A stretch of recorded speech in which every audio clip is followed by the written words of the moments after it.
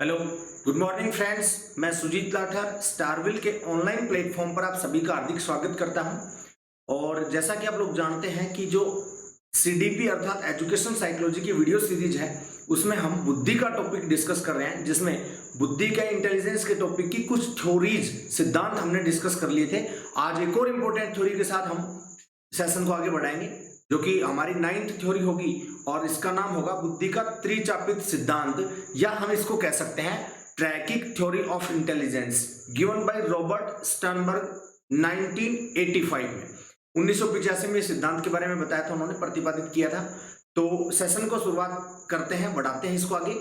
अगर आपको ये वीडियोस पसंद आए तो प्लीज इनको लाइक, शेयर और कमेंट जरूर करना। और अगर कोई चैनल पर नए हैं तो प्लीज चैनल को सब्सक्राइब कर लें और बेल आइकन को जरूर प्रेस कर लें। इससे आपको आने वाली जो वीडियोस हैं उनकी नोटिफिकेशन सबसे पहले प्राप्त हो सकेगी। तो देरी ना करते हुए सेशन की शुरुआत करते हैं और इसको हम स्लाइड वे में पढ़ेंगे, जिससे हमारा टाइम बचेगा, वीडियो बहुत छोटी रहेगी और क्वालिटी कंटेंट आप तक अधिक मात्रा में पहुंच सकेगा। तो देखिए, जो बुद्धि का त्रिचापित सिद्धांत है यह ट्रैकिक थ्योरी है। इसके प्रतिपादक कौन है? Robert Sternberg. Robert Sternberg. ये थ्योरी कब प्रतिपादित की गई थी? तो 1985 में। इस थ्योरी के माध्यम से, इस सिद्धांत के माध्यम से रॉबर्ट स्टर्नबर्ग ने बताया कि बुद्धि में जो है ना, बुद्धि को इन्होंने एक ही प्रकार में ना मानकर अलग अलग टुकड़ों में या घटकों में तोड़कर समझाया। तो जो अलग अलग घटक हैं उन्हीं को इन्होंने क्या कहा, बुद्धि के उप सिद्धांत भी हम इसको कह सकते हैं, ठीक है, सब थ्योरी भी कह सकते हैं। और वो बुद्धि के 3 घटक भी आप इनको कह सकते हैं। तो देखिए, हम डिस्कशन करते हैं और स्लाइड में आपके सामने जो पहली स्लाइड है वो देखिए। बुद्धि का जो त्रिचापित सिद्धांत है ट्रैकिक थ्योरी ऑफ इंटेलिजेंस, इसके प्रतिपादक कौन है? रॉबर्ट स्टर्नबर्ग है। 1985 में इसको प्रतिपादित किया गया। स्टर्नबर्ग के जो त्रितंत्र सिद्धांत है बुद्धि का, या त्रिचापित सिद्धांत है, इसको बुद्धि का आधुनिक सिद्धांत माना जाता है। ये आप इसमें पढ़ भी सकते हैं। स्टर्नबर्ग का जो त्रिबुद्धि या बुद्धि का त्रितंत्र मानव बुद्धि को एक ही क्षमता के बजाय, एक ही प्रकार की एबिलिटी या क्षमता के बजाय अलग अलग घटकों में या टुकड़ों में तोड़कर समझाने का प्रयास करता है। 3 प्रकार की जो बुद्धि है ना, इस 3 प्रकार की बुद्धि को उन्होंने उप सिद्धांतों के द्वारा, 3 उप सिद्धांतों या 3 घटकों के माध्यम से प्रदर्शित किया है या समझाया है। तो देखते हैं इसमें पहला घटक क्या है। तो आप देख पा रहे होंगे कि पहला जो है इसमें, इसका इन्होंने क्या नाम दिया है? पहला घटकीय उप सिद्धांत। घटकीय उप सिद्धांत को इन्होंने क्या नाम दिया है? इंग्लिश में आप इसको पढ़ सकते हैं कंपोनेंशियल सब थ्योरी। विश्लेषणात्मक बुद्धि भी आप इसको कह सकते हैं एनालिटिकल इंटेलिजेंस। तो जो कंपोनेंशियल सब थ्योरी है या कंपोनेंशियल इंटेलिजेंस भी इसको आप पढ़ सकते हैं, या विश्लेषणात्मक बुद्धि कहें, एनालिटिकल इंटेलिजेंस कहें, इसमें भी इन्होंने कितने घटक बताए हैं? 3 घटक बताए हैं। इसके सब पार्ट आप कह सकते हैं इन घटक को। तो पहला क्या है? मेटा घटक। मेटा घटक में इन्होंने क्या बताया कि भाई समस्या समाधान तथा योजना बनाने में सक्षम बनाता है किसी भी व्यक्ति को। अगर कोई व्यक्ति समस्या का समाधान कर सकता है या उसकी योजना बना सकता है तो वो उसमें सक्षम है, तो इसका मतलब उसमें क्या है? मेटा घटक जरूर है। दूसरा इन्होंने क्या बताया? प्रदर्शन घटक, जिसको परफॉर्मेंस कंपोनेंट के नाम से हम पढ़ते हैं। तो इसमें बनाई गई जो योजनाएं है ना, उनको अप्लाई करने के लिए, लागू करने के बारे में बताया गया है। तीसरा इन्होंने क्या बताया? ज्ञान अधिग्रहण घटक, नॉलेज एक्विजिशन कंपोनेंट्स। तो नॉलेज एक्विजिशन कंपोनेंट्स की बात की जाए तो किसी नई जानकारी को प्राप्त करने में, अमूर्त चिंतन करने में इसका उपयोग होता है। जो जैसे अगर हम बात करें, एक तो होता है मूर्त चिंतन, एक होता है अमूर्त। तो यहां पर कॉन्क्रीट थिंकिंग की बात नहीं हो रही, बल्कि एब्स्ट्रैक्ट थिंकिंग की बात हो रही है, अमूर्त चिंतन के बारे में बात हो रही है। तो यहाँ 3 चीजें हैं। पहला क्या है? मेटा घटक में समस्या समाधान की योजना बनाने की बात हो रही है। दूसरा क्या हो गया? बनाई गई योजनाओं को लागू करने के बारे में बात हो रही है। और तीसरा क्या हो गया? किसी भी प्राप्त की गई जानकारी को किस तरीके से, जो एब्स्ट्रैक्ट थिंकिंग है या अमूर्त चिंतन के माध्यम से इसका प्रयोग करना होता है। तो पहले में क्या? योजना बनाना, दूसरे में क्या? योजना को लागू करना, और तीसरे में अमूर्त चिंतन के माध्यम से नई जानकारी को प्रयोग करना। ये इसका क्या हो गया? पहला। तो पहले को हम एक अगर लेटर से इसकी एक ट्रिक बनाना चाहें तो देखिए, पहला एनालिटिकल रीजनिंग का मैंने ए ले लिया। अब इसका जो दूसरा घटक आएगा, दूसरा जो पार्ट होगा बुद्धि का, तो उसमें क्या आएगा?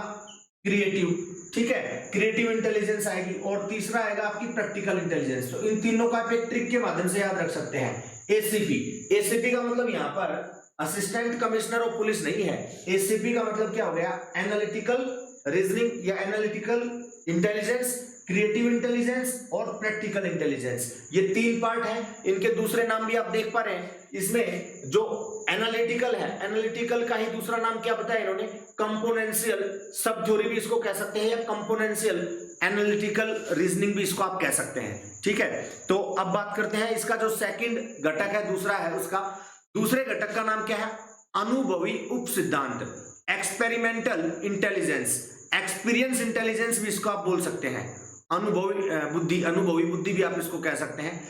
और इसका दूसरा नाम क्या है, रचनात्मक बुद्धि या क्रिएटिव इंटेलिजेंस, जो कि मैंने आपको बताया भी है, जिसको ट्रिक बना रहे हैं हम। रचनात्मक बुद्धि के भी दो भाग होते हैं अकॉर्डिंग टू रॉबर्ट स्टर्नबर्ग।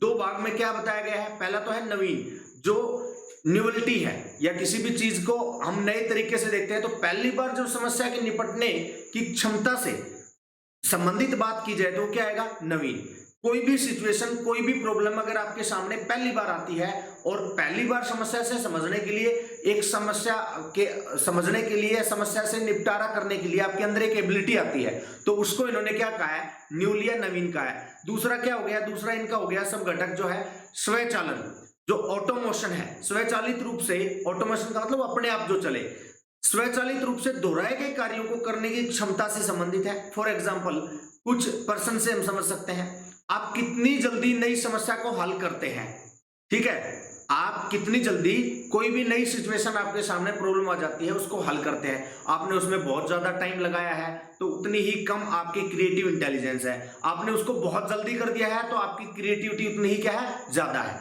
ठीक है। दूसरा क्वेश्चन आप देख सकते हैं इसमें, क्या अपने आप नई कौशल का उपयोग करते हैं, क्या वे या आप अपने आप नए कौशल का प्रयोग करते हैं समस्या को हल करने के लिए। नए कौशल का मतलब क्या हो गया कि किसी समस्या को हल करने के लिए आपको किसी के बताए हुए मेथड के ऊपर नहीं चलना पड़ रहा, बल्कि उस समस्या का समाधान करने के लिए आपने अपनी रिसर्च के माध्यम से एक नया मेथड बनाया है, नई तकनीक आपने इजाद की है, तो इसको हम क्रिएटिविटी मिलेंगे, ठीक है। फॉर एग्जांपल, आपने जेम्स बॉन्ड सीरीज देखी होगी हॉलीवुड मूवीज की, है ना, यहां पर आप साउथ में भी कह सकते हैं, जैसे बाहुबली की बात कर ली जाए, तो इस प्रकार की जो सीरीज होती है ना, इसमें जेम्स बॉन्ड सीरीज में बहुत अच्छे से बताया गया है कि जो जेम्स बॉन्ड है उसके सामने किसी भी प्रकार की समस्या आती है तो उसका निपटारा करने के लिए अलग अलग प्रकार से सोचता है, उसकी जो मेंटल प्रोसेस है, थॉट प्रोसेस है, वो सिचुएशन के अकॉर्डिंग, समस्या के अकॉर्डिंग ही क्या कर लेती है, अपने आप को क्रिएट कर लेती है। तो यहां पर देखिए, जेम्स बॉन्ड हर समय नई समस्याओं से निपटने के लिए अपने आप को, अपने ज्ञान को और अपने कौशल का उपयोग करता रहा तथा वह रचनात्मक बुद्धि रखता है। तो रचनात्मक बुद्धि का मतलब आपको समझ में आ गया होगा, ठीक है। इसका दूसरा कंपोनेंट हमने देख लिया, दूसरा घटक। तीसरे की बात करते हैं, और तीसरे का नाम क्या है, संदर्भात्मक उप सिद्धांत या संदर्भात्मक बुद्धि भी आप इसको कह सकते हैं, जिसको हम क्या कहेंगे, कॉन्ट्रेक्चुअल सब थ्योरी। व्यवहारिक बुद्धि भी इसको हम कहते हैं, प्रैक्टिकल इंटेलिजेंस इसको कहते हैं। और ये स्ट्रीट सम्राट जो लोग होते हैं ना, स्ट्रीट स्मार्ट हम कह सकते हैं, सम्राट नहीं सॉरी, स्ट्रीट स्मार्ट। तो स्ट्रीट स्मार्ट कौन होते हैं, जो व्यवहारिक होते हैं। तो यहां पर देखिए, इसमें तीन पार्ट आपको बताए गए हैं, अनुकूलन, अडेप्टेशन। तो अडेप्टेशन का मतलब हो गया किसी भी समस्या से निपटने के लिए उसके अनुसार ही अपने अंदर बदलाव लाकर उसके अनुकूल होने की कोशिश की जाती है। दूसरा क्या करता है, चयन, सिलेक्शन। जब व्यक्ति नए वातावरण में जाता है तो वह सोचता है कि कैसे पुराने वातावरण को नए वातावरण के हिसाब से बदला जाए, ठीक है। मान लीजिए यहाँ का कोई नॉर्थ इंडिया का व्यक्ति है, और नॉर्थ इंडिया का व्यक्ति अगर मान लीजिए साउथ में चला जाता है, तो नॉर्थ इंडिया के लोगों को जैसे खाने की अगर हम बात करें तो उसको चपाती, रोटी, इस तरीके से दाल, सब्जी, इस तरीके की चीजें खाने के हैबिचुअल होते हैं। साउथ में जाएंगे तो थोड़ा सा अलग प्रकार का खाना मिलता है, चावल मिलेंगे, मछली है, मांस मीट खाने वाले लोग हैं। वो नहीं, अगर यहाँ का कोई मांस मीट खाने वाला नहीं है, प्योर वेजिटेरियन है, तो वहां उसको कुछ समस्याएं सामने हो सकती है, उसको प्रॉब्लमेटिक हो सकती है वो सिचुएशन। तो उसमें अपने अकॉर्डिंग इन्वायरमेंट कैसे क्रिएट करे, कहीं ना कहीं से तो वो सर्च कर ही लेगा ना कि किस प्रकार से मुझे खाना मिल सकता है, कोई ऐसा ढाबा या कोई होटल जहां पर उसको जो अपने इंडिया, नॉर्थ इंडिया में खाना मिलता है वैसा ही आभास करा सके। ठीक है, तो ये सिलेक्शन की बात हो गई। तीसरा क्या हो गया, आकार देना, किसी भी चीज को शेपिंग करना। इसके दौरान व्यक्ति खुद में कोई बदलाव नहीं लाता, बल्कि उसे वातावरण को ही अपने हिसाब से बदल लेता है। जो इन्वायरमेंट होता है ना, उस इन्वायरमेंट को ही अपने अकॉर्डिंग बना लेता है, ना कि खुद में बदलाव करता है। तो 3 चीजें हो गई यहाँ पर। अनुकूलन का मतलब समस्या से निपटने के लिए क्या करता है, अपने अंदर बदलाव लाकर अनुकूल होने की कोशिश करता है। पहले तो क्या करता है, समस्या से निपटने के लिए उसके अनुसार ही अपने अंदर बदलाव लाता है, खुद के अंदर बदलाव लाता है। दूसरे में क्या करता है, दूसरे में व्यक्ति वातावरण में जिसमें भी जाता है तो वह सोचता है कि इस वातावरण को अपने अनुसार या जो पुराना वातावरण था उसके जैसा वातावरण कैसे बनाया जा सकता है। और तीसरे स्टेप पर वो क्या सोचता है कि खुद में कोई बदलाव ना करके और उस वातावरण को ही क्या कर देता है, वो चेंज कर देता है, अपने हिसाब से बदल देता है। तो ये इसका क्या हो गया, तीसरा जो घटक है। ठीक है, जिसको हम क्या पढ़ेंगे, प्रैक्टिकल इंटेलिजेंस भी इसको हम कह सकते हैं। तो इस ट्रिक से आप याद रख पाएंगे, एनालिटिकल इंटेलिजेंस, क्रिएटिव इंटेलिजेंस और प्रैक्टिकल इंटेलिजेंस। ठीक है, अब इसको एक डायग्राम के माध्यम से भी हम देख सकते हैं। पहले देख लीजिए एक बार स्लाइड। आसान शब्दों में व्यवहारिक बुद्धि का उपयोग रोजमर्रा के कार्यों में, जैसे कि घर, नौकरी, बाजार में आने वाली समस्याओं को दूर करने में किया जाता है। व्यवहारिक बुद्धि की बात कर रहा हूं मैं, जो कि प्रैक्टिकल इंटेलिजेंस होती है। प्रैक्टिकल इंटेलिजेंस का यूज कब किया जाता है, घर में, नौकरी के या बाजार के कार्यों में आने वाली जो समस्या है उनको दूर करने में किया जाता है। इस बुद्धि का विश्लेषण कुछ प्रश्नों से भी आप कर सकते हैं। फॉर एग्जाम्पल आप देखिए, क्या व्यक्ति का आसानी से फायदा उठाया जा सकता है, क्या वह अपने आसपास की दुनिया में अच्छी तरह समायोजित कर सकता है, अच्छी तरह से अपने आप को समायोजित कर सकता है, खुद समायोजन कर सकता है। तो व्यक्ति का आसानी से फायदा उठाया जा सकता है, इसका मतलब कि जो व्यक्ति है सामने वाला, उस व्यक्ति की सोच पे तो डिपेंड करता है। अगर वो व्यक्ति बहुत अच्छी बुद्धि का होगा तो आप उसका यूज नहीं कर सकते, ठीक है, उसका फायदा नहीं उठा सकते, वो आपका फायदा उठा सकता है। लेकिन अगर आपने मतलब वैसे करना भी नहीं चाहिए, व्यवहारिकता तो यही है कि किसी का यूज अपने फायदे के लिए नहीं करना चाहिए। दूसरा क्वेश्चन भी आप देख पा रहे होंगे, क्या वह अपने आसपास की दुनिया में अच्छी तरह से समायोजन कर सकता है। अगर आप अपनी आसपास की दुनिया में अपने अकॉर्डिंग इन्वायरमेंट क्रिएट कर लेते हैं या समायोजित कर लेते हैं, एडजस्टमेंट कर लेते हैं, तो वो क्या हो गया, व्यवहारिक बुद्धि से संबंधित बात होगी। विश्लेषणात्मक प्रश्नों के माध्यम से हम ये समझ सकते हैं। नेक्स्ट आप देखिए स्लाइड, इसमें आप देख पा रहे होंगे कि ऊपर ही ऊपर आपको दिखाई दे रही होगी एनालिटिकल।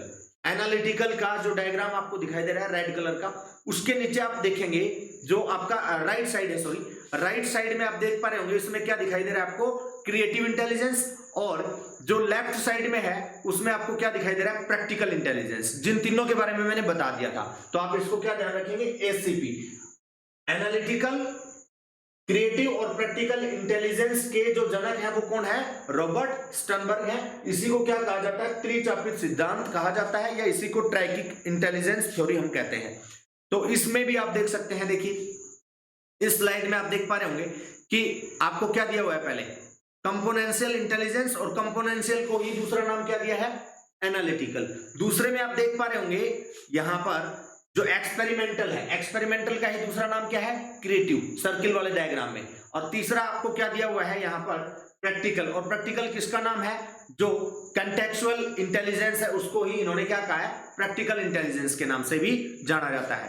तो इस डायग्राम के माध्यम से आप देख पा रहे होंगे, ठीक है।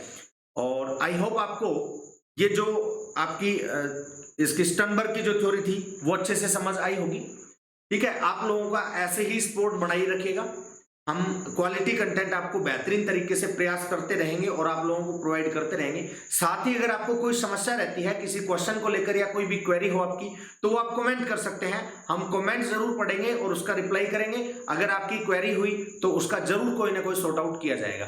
थैंक्स फॉर वॉचिंग, और मिलते हैं नेक्स्ट सेशन में बहुत ही बेहतरीन सेशन के साथ अगली क्लास में। तब तक के लिए नमस्कार, बाय बाय, टेक केयर।